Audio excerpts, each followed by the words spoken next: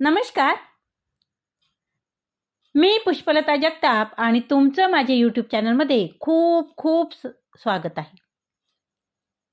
आजच्या व्हिडिओमध्ये आपण पाहणार आहोत की वय वाढल्यानंतर पती पत्नीमधील दुरावा का वाढतो. 30 वर्षाचा एकत्र संसार पण मनात दुरावा का असतो.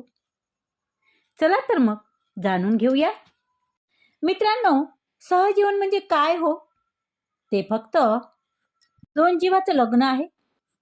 दोन स्वभावाची, दोन स्वप्नाची, दोन दृष्टिकोनाची एक लांबच लांब गुंतवणुकीची यात्रा होत नाही का. आणि मित्रांनो, आपण आयुष्याची 3 ते 4 दशक एकत्र काढतो. उन्हात, पावसात आणि संकटात पण. जेव्हा वयाच्या 60व्या वळणावर आपण पोचतो ना, तेव्हा एक वेगळीच जाणीव होते की आता मुलं आपल्या वाटेने निघाली आहेत, जबाबदाऱ्या सुटत चालल्या आहेत, पण सहजीवनाचं नातं मात्र नव्याने समोर येतं. अधिक स्पष्ट, अधिक नाजूक आणि अधिक एकाकी हो. हेच ते वय आहे जिथे प्रश्न पडतो, आपण इतकी वर्ष एकत्र होतो पण खरंच एकमेकांसाठी होतो का. आणि वयाच्या 60 नंतरच्या सहजीवनातील भावना, तक्रारी, अपेक्षा आणि समाधान यावरच आज आपण मन मोकळं बोलूयात. पहिल्यांदा बघूया स्त्रियांच्या दृष्टीने नवऱ्याबद्दलच्या काय भावना असतात. तर त्यातला नंबर 1, मी इतकी वर्ष साथ दिली पण अजूनही तो आपलाच हालाच नाही. एका मध्यमवर्गीय मराठी स्त्रीच्या मनात जे अनेक वर्ष संसाराच्या ओझ्याखाली दबणाऱ्या आणि जबाबदाऱ्या पेलताना नवऱ्याच्या आणि मुलांच्या गरजामध्ये स्वतःला झिजवत गेली आणि त्या मनात 60 नंतर हळूहळू स्वतःसाठी ती विचार करायला तिला वेळ मिळत जातो. आणि तेव्हाच मनात एक प्रश्न उमटतो की मी आयुष्यभर यांच्याबरोबर होते पण तो माझा सहचारी कधीच झाला नाही. स्त्रियांनी आयुष्यात थोडं स्वतःसाठी जगावं नाही का. त्यांनी काय केलं, पोटापाण्यासाठी नोकरी केली, व्यवसाय केला, लग्नानंतर सासरचे माणसं सांभाळली, मुलांची शाळा, त्यांचं आजारपण, त्यांच्या परीक्षा, या सर्व पातळ्यावरती ती झिजली. पण नवरा मात्र भावनिक दृष्ट्या कधी तिच्याशी मनाने जोडल्या गेलाच नाही. आता बघूया मानसशास्त्रीय दृष्टिकोन काय सांगतो. पुरुष बहुतेक वेळा कर्तव्य आणि दायित्व यामध्ये भावना व्यक्त करायला कमी वेळ देतात. हे अगदी सत्य आहे मित्रांनो. आणि स्त्रियांचं मन मात्र भावनिक जोड, संवाद, स्वीकृती यावर आधारित असते. आणि म्हणूनच नातं टिकवून ठेवण्यासाठी त्यांनी आयुष्यभर आपल्या भावनांचा सूर थांबवून ठेवला असतो. पण आता वयाच्या 60 नंतर जेव्हा मन रिकामं होतं ना, तेव्हा त्या सगळ्या भावनांची परत उजळणी होण्यास सुरुवात होती. मी त्याच्या प्रत्येक दुखण्यात पाठीशी होती, प्रत्येक संकटात त्यांच्या पाठीशी उभी राहिली आहे. त्यांच्या प्रत्येक यशात, त्यांच्या अपयशात, त्यांच्या माणसात त्यांच्या मी सोबत होते. पण आज इतक्या वर्षांनी त्याने जरी विचारलं असतं, तुला खरंच काय हवं आहे, तर कदाचित मी त्याला पहिल्यांदा आपलं मानलं असतं. आणि खरी समस्या काय आहे की नवरा आहे पण सहचारी मात्र नाही. घर आहे पण मनातलं घर पण मात्र नाही. नातं आहे पण संवाद मात्र नाही. यावर एक सकारात्मक उपाय काय आहे, तर वयाच्या 60 नंतर तुम्ही एकत्र जेवण करा. रोज 10 ते 15 मिनिट फक्त आपल्यासाठी बसून गप्पा मारा. जुन्या आठवणी शेअर करा एकमेकांना. नवीन दृष्टिकोनातून ओळखण्याचा प्रयत्न करा. आणि ही तुमच्यासाठी सुरुवात ठरू शकते मित्रांनो. आपुलकीनं बोलणं ही एक प्रक्रिया आहे जी वयाच्या एका वळणावर नव्याने सुरू करता येते. फक्त संवाद हवा आणि हवी थोडा सहवास. तिने संपूर्ण आयुष्य त्यांच्या गरजासाठी त्यांच्या जबाबदाऱ्या सांभाळण्यात गेलं, नाही का? आता तिच्यासाठी थोडा वेळ देणं खूप गरजेचं आहे मित्रांनो. वयाच्या या उंबरठ्यावर 60वर जेव्हा ती पोचते, तेव्हा तिच्या मनात एक प्रश्न निर्माण होतो की आता माझं कोण? सकाळी उठल्यापासून तर रात्री झोपेपर्यंत मी कुटुंबासाठी, त्यांच्यासाठी जगत राहिले. त्यांच्या डब्याची काळजी, मुलांच्या शिक्षणाची चिंता, सासू-सासऱ्यांच्या औषधाची जबाबदारी, सगळं सगळं मीच तर केलं. माझं स्वतःचं काय आहे? हे विचारायला सुद्धा मला वेळ मिळाला नाही. आणि आता 60नंतर जेव्हा वेळ मिळतो, तेव्हा मनात एकच प्रश्न उभा असतो, माझं कोण?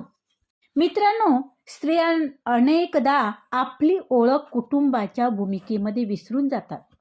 आई, पत्नी, सून, मावशी, काकी, आजी आणि वयाच्या 60नंतर तर त्या जबाबदाऱ्या कमी होऊ लागतात किंवा त्या सुटून जातात आणि एक प्रकारची रिकामी जागा मनात उभी राहते.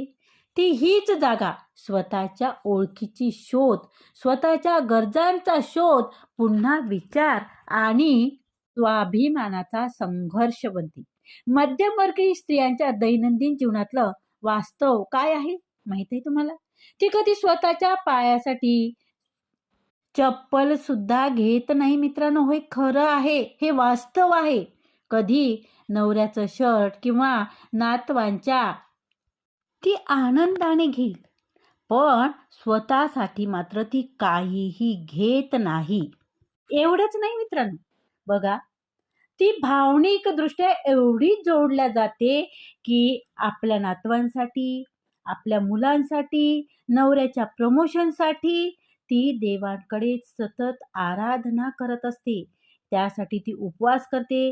नवऱ्याच्या प्रमोशनसाठी असो, कधी नवस करते, कधी आजारपणात साठी किंवा आजारातून बरं होण्यासाठी देवाकडे विनवणी करते आणि आजारपणात ती सेवा करते. बघा, घरातील कोणीही व्यक्ती असो, मुलगा असो किंवा पती असो किंवा सासू सासरे असो, कोणीही असो, स्वतःला बाजूला ठेवून ती त्यांची सतत सेवा करते, नाही का? आणि हे करत असताना ती स्वतःच्या आरोग्याकडे दुर्लक्ष करत राहते. तिला कधी वाटतं, माझ्यासाठी कोणी एक ग्लास पाणी आणून द्यावं, मलाही विचारावं, मलाही कोणी प्रेमाने बोलावं, नाही का? पण असं कधीच घडलं नाही. ती जबाबदाऱ्या सांभाळत राहिली, ती घर सांभाळत राहिली, ती फक्त घर चालवत राहिली. आणि मग तिच्या डोक्यात विचार येतो की मी फक्त घर चालवत नाही, तर मी आयुष्य चालवलं, पण त्या आयुष्यात मी कुठेच राहिली नाही. आणि आज जेव्हा मुलं आपापल्या वाटेने गेली ना, तेव्हा नवऱ्याच्या निवृत्तीचा दिवस जेव्हा उजाडला आणि नवऱ्याची निवृत्ती आणि म्हणजेच काय, तर त्याच्या कामातून त्याची मोकळीक. परंतु हिला कधी मोकळीक मिळाली का? कधीच नाही, नाही का? ती सतत कामात राहिली, सतत ती जबाबदाऱ्या स्वीकारत राहिली आणि सतत ती जबाबदाऱ्या सांभाळतच राहिली.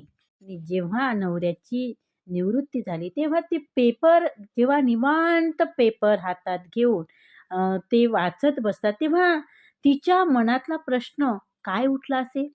तेव्हा तिच्या मनात प्रश्न उठला की तिच्या मनातला प्रश्न तिला ओरडून सांगतो की आता माझं कोण? माझ्या समस्या कोण ओळखणार? माझी निवृत्ती कधी? मला कधी कोणी समजून घेणार? आणि समस्या काय आहे हे माहित आहे का मित्रांनो? तर समस्या ही आहे की ती स्वतःची ओळख तिने गमावलेली आहे. तिने घर चालवलं, पण आता भावनिक जेव्हा तिला पाठिंबा तिचा हरवलेला आहे, अनेक वर्ष तिने घरासाठी दिलं, आता तिच्यासाठी कोण हा प्रश्न तिच्या समोर उभा राहतो. यावर उपाय सुद्धा आहे मित्रांनो. यावर उपाय काय आहे, तर आता ही वेळ गेलेली नाही, आता ही वेळ आहे स्वतःच्या गरजा, इच्छा, छंद, आरोग्य आणि आत्मसन्मान याचं भान ठेवून त्यासाठी उभं राहण्याची गरज आहे. ज्यांनी सगळं आयुष्य दुसऱ्यांना दिलं ना, त्यांना आता स्वतःसाठी जगणं शिकायला हवं. माझं कोण या प्रश्नाचं उत्तर दुसऱ्या कोणाकडेही नसू शकतं, कोणाकडेच नाही. तर ते तुमच्या स्वतःकडे आहे आणि ते मिळवायचं आहे. आता मीच माझा साथीदार आहे आणि मीच माझा आवाज आहे, असं तिचं उत्तर असायला हवं किंवा असं तिने ठरवायला हवं. स्त्रियांच्या अंतःकरणात दडलेली एक तक्रार असते. त्यांच्या सगळ्याच गरजा मी वेळेवर पूर्ण केल्या. पती दमून आला तर त्यांना चहा तयार असायचा. त्यांच्या शर्टाला इस्त्री करून तयार असायची. औषध वेळेवर घेण्याची आठवण पण त्यांनी कधी एकदा तरी थांबून धन्यवाद तिला म्हटलं का? नाही. ते तिचं कर्तव्य समजत गेला की हे जे काम करते, हे जे माझ्यासाठी करते, हे तिचं कर्तव्यच आहे. आणि मानसशास्त्रीय दृष्ट्या सांगू का, ह्या समस्येकडे पाहताना काय होतं की स्त्रियांसाठी माझं योगदान मान्य केलं ही भावना खूप महत्त्वाची असते. तिने जे काही योगदान केलं तुमच्यासाठी, तुमच्या घरासाठी, आणि ते योगदान मान्य करणं हे खूप मोठी तिच्यासाठी एक भावना असते. आणि पुरुषांना अनेकदा वाटतं की कर्तव्य केलं आहे, ते तिचं कर्तव्य आहे आणि असं म्हणून ते तिला गृहीत धरल्या जातं. पण स्त्रियांना कधीकधी फक्त एक अभिनंदन किंवा शब्दाने तू नसतीस तर एवढं जरी म्हटलं ना, तू नसतीस तर कसं झालं असतं, एवढंही तिच्यासाठी पुरेसं असतं. पण मराठी मध्यमवर्गीय घरातील वास्तव काय आहे, तर पुरुष पैसा कमावतो हे मान्य आहे, पण स्त्री घर चालवते. 24 तास दिवसाची ती राबते. ती त्यासाठी प्रामाणिक कौतुक तिचं कोणीही करत नाही. विशेषतः जेव्हा वृद्ध वयात जेव्हा तिची शक्ती कमी होत असते, तेव्हा त्या एका शब्दाचं मोल धन्यवाद औषधापेक्षाही खूप मोठं ठरतं. कधी कुणाला सांगितलं जात नाही, पण आतला एक आवाज नेहमी म्हणत असतो की इतकं केलं त्यांचं, पण त्यांनी एकदाही प्रेमाने पाहून म्हटलं नाही, माझं आयुष्य सोपं सुंदर केलं, धन्यवाद. त्या एका शब्दाने तिला अधिक बळकट आली असती किंवा ती अजून ती मजबूत झाली असती. परंतु तो शब्द कधीच येत नाही. जेव्हा एक व्यक्ती आयुष्यभर दुसऱ्यासाठी झिजते ना, तेव्हा तिचं योगदान अदृश्य किंवा इनविजिबल राहतं. तेव्हा तिच्या मनात एक शून्यता तयार होते. मी काहीच नव्हते का? हा प्रश्न दररोज तिच्या मनात उमटतो. तर त्यावर उपाय काय आहे मित्रांनो? तर संवाद सुरू करा. नवऱ्याने फक्त धन्यवादच नव्हे, तर त्या मागच्या प्रामाणिक प्रयत्न त्यांचा हा असावा की त्यांनी बोलून दाखवावं. स्त्रियांनी स्वतःच्या योगदानाबद्दल अभिमान बाळगावाच, हे सुद्धा खूप महत्वाचं आहे. हे वय आता भावनिकतेने थांबवून भावनिकता परत मिळवण्याचं किंवा घेण्याचं आहे मित्रांनो. आणि तुम्हाला माहित आहे, जेव्हा नवरा धन्यवाद म्हणतो ना, तेव्हा ती स्त्री नव्हे तर संपूर्ण आयुष्य तिचं कौतुकाने उजळून निघतं. चौथी गोष्ट म्हणजे आता तिच्या मनात एक सतत प्रश्न उमटतो की तो आता माझ्याशी कमी बोलतो, मोबाईल किंवा टी व्हीमध्ये जास्त रमतो. स्त्रीची भावना घरात असूनही तिला वाटतं की तो घरात असूनही अंतराचा तिला तिला दुःख आहे. त्याला वेळ नव्हता, त्याला ऑफिस होतं, त्याचा व्यवसाय होता, त्याला काम जबाबदाऱ्या होता. पण आता मात्र वेळ आहे, निवृत्ती झालेली आहे, तरी तो माझ्याशी गप्पा मारत नाही किंवा टी व्ही पुढेच बसतो किंवा सतत मोबाईलमध्ये रमतो. मी शेजारी असले तरी तो मात्र नजरेआड असतो. वय वाढल्यानंतर काही पुरुष भावनिक मूकतेत शिरतात आणि त्यांना असं वाटत असतं की बोलून काय होणार आहे. मोबाईल, टी व्ही ही इमोशनल अवॉइडनेसची साधनं बनतात. जेव्हा संवाद टाळायचा असतो तेव्हा ही माध्यमे त्यांना सुरक्षित वाटतात.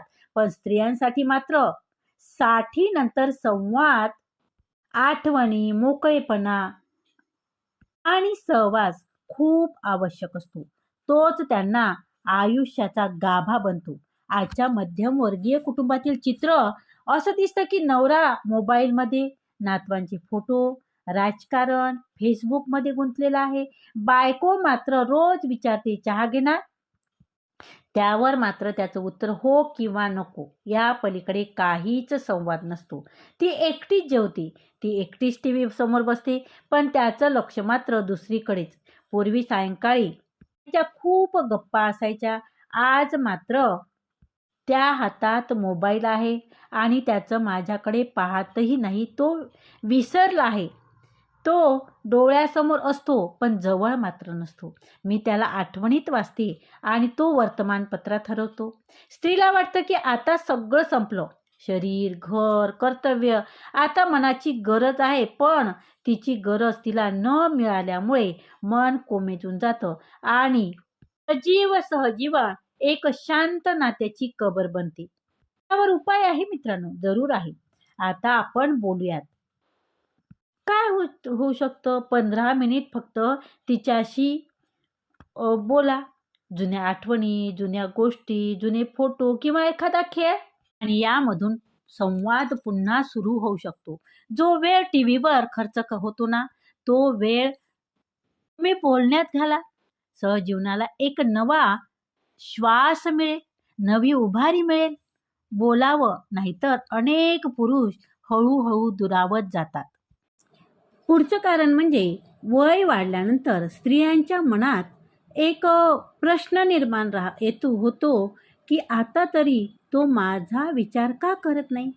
स्त्रियाच्या मनातील एक अपूर्णता.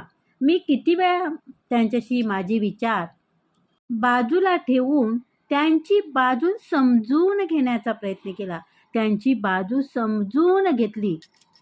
त्यांचा राग असेल, त्यांचं अपयश असेल, त्यांची गरज असेल, अगदी सगळं समजून घेतलं.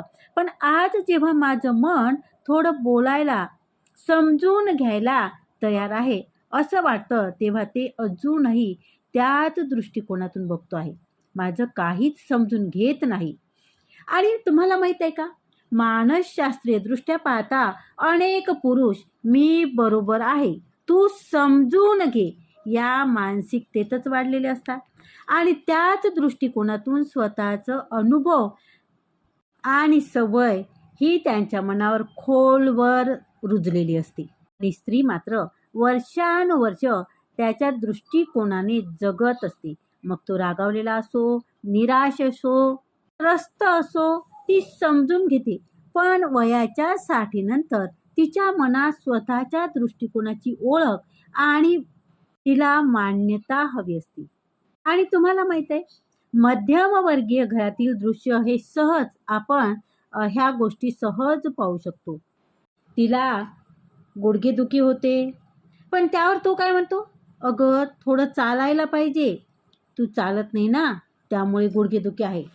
आणि म्हणजेच काय, तर तिचा दृष्टिकोन, तिचं मन, तिच्या गरजा, त्याच्या जगात मात्र ती अदृश्य आहे.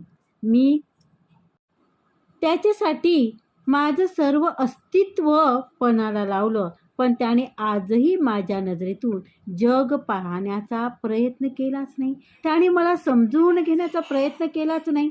त्याच्या नजरेतून जग पाहणं मी शिकले, पण तो माझ्या नजरेतून जग पाहायला तो मात्र विसरला. तो माझ्या नजरेतून जग पाहू शकत नाही. आणि तुम्हाला माहीत आहे, 60 नंतर संसाराचे नियम बदलतात किंवा बदलायला हवेत. आता त्याला काय वाटतं, ह्या प्रश्नाबरोबर तिला काय वाटतं हा प्रश्न महत्त्वाचा ठरतो. कारण नातं म्हणजे केवळ 2 शरीर नाही, तर 2 नजरेतून एकच गोष्टीकडे किंवा एकाच गोष्टीकडे पाहणे. नवऱ्याने आपल्या जोडीदाराच्या नजरेतून पाहायला शिकावं. ती काय म्हणते, तिचं मन कशानं दुखतं, ती काय अनुभवते आहे. कारण आणि हे करताना तिचं अस्तित्व स्वीकारणं, तिचं म्हणणं ऐकून घेणं आणि तिचे निर्णय यालाही महत्त्व देणं. त्यामुळे काय होतं की हे नातं अधिक घट्ट आणि दृढ करता येतं. साथ तिने दिली आहे ना, त्या साथीतून आता तिचे दृष्टिकोन तुम्ही समजून घेणं हे तुमचं कर्तव्य आहे. अशी जाणीव पुरुषाच्या मनात निर्माण झाली पाहिजे. आणि तरच 60 नंतरचं सहजीवन वास्तविक सहजीवन ठरू शकतं मित्रांनो. आता मात्र आपण बघूया की नवऱ्याच्या दृष्टीने पत्नीबद्दलच्या भावना काय असतात, ज्यामुळे हा दुरावा येतो. तर त्यातला नंबर 1 म्हणजे ती सतत त्रास देते, पण मी बोलत नाही. आणि जर मी बोललो तर भांडण होतात. आणि हीच आहे मित्रांनो नवऱ्याच्या मनातील सल. तो रोज काहीतरी बोलायला जातो, पण त्यावर मात्र काहीतरी कुरबूर चालू होते. कारण मात्र खूप छोटी छोटी असतात. औषध वेळेवर घेतलं नाही म्हणून, तर कधी टीव्ही जास्त पाहते म्हणून. बघा, त्यांच्या भांडणाचा विषय असतो की सारखं मला टोकतात, मी टीव्ही जास्त वेळ पाहतो किंवा औषध का बरं वेळेवर नाही घेतलं. ह्यामुळे सुद्धा स्त्रिया चिडतात आणि मग त्यावर तिचा सूर असतो की मी काहीही केलं नाही का तुमच्यासाठी आयुष्यभर, असा सूर तिचा लागतो. मानसशास्त्रीय दृष्ट्या विचार जर केला तर वृद्धापकाळात पुरुष स्वातंत्र्याच्या सवयीवर अडून बसतात. त्यांना कोणी सल्ला दिला की तो त्यांना आदेश वाटतो. आणि स्त्रिया मात्र काळजीमुळे, सवयीमुळे किंवा तडजोड या कारणाने त्या बोलतात. पण पुरुषांना त्याचा मात्र त्रास वाटायला लागतो. आणि तुम्हाला माहीत आहे, जर संवादात मी तुला समजून घेतो ही जर भावना नसेल, तर संवाद मग संघर्षात बदलतो मित्रांनो. पत्नी वारंवार विचारते, औषध घेतलं का? थोडं चालून या. मी जेवण करताना थोडं पाणी तरी घ्या. आणि नवऱ्याला वाटतं की हिचं सततच्या सूचना काय आहे, मी काय लहान बाळ आहे का? परंतु त्याच्या या भावनेला उत्तर देण्यासाठी तिच्याकडे मात्र फक्त काळजी असते, जी योग्य भाषेत व्यक्त होत नाही. आणि म्हणूनच भांडण होतात किंवा तणाव निर्माण होते. आणि त्याला वाटायला लागतं की ती मला कंट्रोल करत आहे. वास्तविक काय आहे? वास्तविक हे आहे की तिचं पतीवर असणाऱ्या प्रेमामुळे, काळजीमुळे ती ह्या सगळ्या गोष्टी बोलत असते. आणि मग तिच्या त्या प्रश्नाच्या काळजीमुळे जे ती प्रश्न करते त्या प्रश्नाच्या त्रासाला कंटाळून ते शांत होतात किंवा चूप होऊन जातात. आणि मग त्या शांततेतच खूप काही हरवत जातं. यातील मुख्य भावना असते डिस्टन्स आणि मौनाचं दडपण. नवऱ्याला तिच्या बोलण्याचा सूर हा त्रासदायक वाटतो आणि बायकोला नवऱ्याच्या शांतपणे तोंड फिरवणे दुःखद वाटतं. आणि म्हणून दोघांनीही संवादाची भाषा बदलली पाहिजे. सूचना देण्याऐवजी काळजीने विचारणं किंवा राग व्यक्त करण्याऐवजी भावना मांडता आल्या पाहिजे. नवऱ्याने सुद्धा तिचं बोलणं म्हणजे फक्त ओरडणं न समजता आणि एकदा शांतपणे विचार करावा की ती जी काही बोलते आहे ते का बोलते आहे. संवाद बंद केला की नातंही आतून खचत जातं, तुटत जातं मित्रांनो. आणि एक सांगू, मनापासून सांगते, छोट्या छोट्या विषयावर खुल्या मनाने बोलणं फार महत्वाचं आहे. ती बोलते म्हणजेच काय, तर ती अजूनही गुंतलेली आहे. आणि तुम्ही बोलत नाही याचं कारण तुम्ही अजूनही रागात आहात. पण त्या रागाखाली एकटेपणाचं सावट देखील आहे मित्रांनो. आता बघूया दुसरं कारण. तर दुसरं कारण आहे की नवऱ्याच्या मनात एक निरीक्षण असतं आणि ते म्हणजे त्यांना वाटत असतं की ती आता बदलली आहे. बघा, नवऱ्याला सतत वाटत असतं की वय झाल्यानंतर ती खरंच आता बदलली आहे. ती पूर्वीसारखी आता राहिली नाही. ती गोड आता बोलत नाही.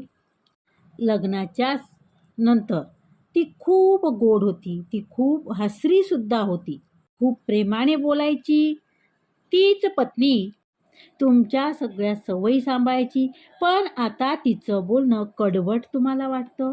चेहऱ्यावर एक प्रकारचा तिचा त्रागा असतो, नाही का? छोट्या छोट्या गोष्टीवरून तिची चिडचिड होत असते. पूर्वीसारखी ती गोड आता बायको राहिली नाही. कारण ती आता खूप कटकट करते. तर मानसशास्त्रीय दृष्ट्या विचार जर केला तर भावना प्रत्येक स्त्रीच्या बदलाऐवजी न राहता नवऱ्याच्या अपेक्षेतील बदल हवा आहे इथे.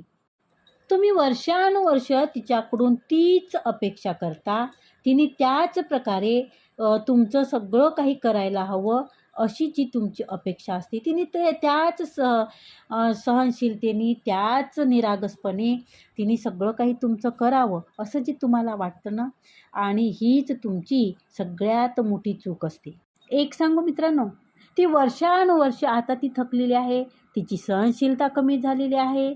त्यामुळे ती हसतमुखपणे किंवा ती आता झिजत गेली आहे. ती हसतमुख सारखी राहू शकत नाही. आता ती थकून गेलेली आहे आणि त्याचमुळे स्त्रियांना गोड राहण्यासाठी जे मानसिक इंधन लागतं ना, ते इंधन असते प्रेमाचं, ते इंधन असते आपुलकीचं आणि ते इंधन असते समजून संवाद करण्याचं. बघा, आणि ते न मिळाल्यामुळे तो जे गोडवा आहे, तिची गोडपणा आहे, तो कुठेतरी दडपला जातो, कुठेतरी संपतो. आणि तुम्हाला एक सांगू, तुम्हाला जर तिला पूर्वीसारखं पाहायचंच असेल तर त्यासाठी सुरुवात करा. प्रेमाने बोलण्याचा, वेळ द्या, संवाद साधा आणि हे सगळ्या गोष्टी तिला आधारसुद्धा हवा असतो. तर ह्या सगळ्या गोष्टी जर तुम्ही केल्या तर परत तुम्हाला तुमच्या हरवलेल्या पत्नीशी परत भेटता येईल. तिसरी गोष्ट म्हणजे नवऱ्याच्या मनात एक गोंधळ असतो की ती मला सतत सूचना देते पण माझं काही ऐकतच नाही. पतीला वाटतं की ती मला खूप सांगते पण मला समजून मात्र घेत नाही, माझं काहीही ऐकत नाही आणि स्वतः मात्र सूचनाचं ती एक केंद्र तिचं चालूच असतं. म्हणजेच काय, तुम्ही असं करू नका, तसं करा, हे करा, ते करा. तर ह्या गोष्टी ती सतत सूचना देत असते आणि ह्याच गोष्टीचा राग मात्र पतीला येत असतो. तर त्यासाठी काय करायचं, तर सूचना देणं कमी करा, अनुभव शेअर करा आणि असा बदल दोघांनीही करावा. दोघांनी ठरवून काही वेळ फक्त शांत संवादासाठी राखून ठेवावा, जिथे कोणतीही टीका नसेल, टोमणे नसेल आणि आदेश मात्र अजिबात नसेल. नवऱ्यालाही मी काय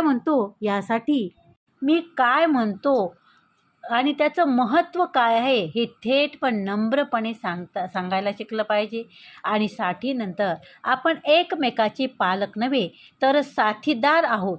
सूचना कमी आणि समज अधिक हेच नात्याचं एक उत्तम तत्वज्ञान आहे. महिलांनीही आपल्या पतीच्या या शांततेमधील एकटेपणा ओळखणं फार गरजेचं आहे. तर रोज काही वेळ फक्त दोघांसाठी राखून ठेवा. जुन्या आठवणी काढा, एकत्र जेवण करा, थोडं हसा. आणि याचमुळे काय होतं की सहजीवनातील नात्याला जुन्या पण नव्याने फुलवता येतं. आई पण टिकवताना पत्नी पणही जपावं आणि नवऱ्यानेही थोडं मोकळं होऊन हे सांगावं की मुलं तर आपल्या आयुष्याचा भाग आहेच, पण तू माझं संपूर्ण आयुष्य आहे. ही एकमेकांना अधूनमधून सांगणं खूप गरजेचं आहे. आणि मित्रांनो, साठीनंतरचं सहजीवन हे केवळ सहवासाने नाही तर सहभोजन, सहविचार आणि सहसमर्पण यावर टिकून असतं. या वयात मुलं वेगळी होतात, आयुष्यात गती कमी होते आणि शरीर साथ देत नाही. त्यामुळे भावनिक गरजा अधिक प्रबळ होत जातात. आणि यासाठी फक्त एकमेकाकडून अपेक्षा न करता संवाद, सहानुभूती आणि स्वीकार यावर आधारित सहजीवनातच असतो, नाही का? साठीनंतर सहजीवन हे निवृत्तीचं नाही तर नात्याच्या नव्याने उभारण्याचं वय आहे. जेव्हा सगळं मागं राहतं, जबाबदारीचं काम, समाजाची अपेक्षा, तेव्हा उरतं फक्त आपण दोघं. आता प्रश्न असा आहे की ती बदलली किंवा तो समजून घेतो का? नाही तर प्रश्न हा आहे, आपण दोघं पुन्हा एकमेकाशी बोलायला तयार आहोत का? आता इथे कुठेही ती बदलली, तो मला समजून घेत नाही, असं न करता दोघांनी एकमेकांना समजून घेणं खूप महत्त्वाचं आहे. कारण संवाद, समजून आणि प्रेम याला वय लागत नाही मित्रांनो. फक्त थोडं मन ओलसर लागतं. चला तर मग साठीनंतरचं प्रत्येक दिवस आपण दोघांसाठी नव्याने जगूया का? ह्या विचारातून पुन्हा नव्याने नात्याला सुरुवात करा. तर धन्यवाद मित्रांनो. व्हिडिओ जर आवडला असेल तर व्हिडिओला लाईक करा, व्हिडिओ शेअर करा, कमेंट करा आणि जर चॅनलवर नवीन असाल तर चॅनलला सबस्क्राईब जरूर करा. त्याचबरोबर व्हिडिओला हाईपसुद्धा द्या मित्रांनो. आणि जर तुम्हाला चॅनलची सदस्यत्व जरूर घ्या. धन्यवाद. खूप खूप धन्यवाद. भेटूया पुढच्या व्हिडिओमध्ये अशाच महत्त्वपूर्ण माहितीसह. तोपर्यंत आनंदी राहा, निरोगी राहा. धन्यवाद. खूप खूप धन्यवाद.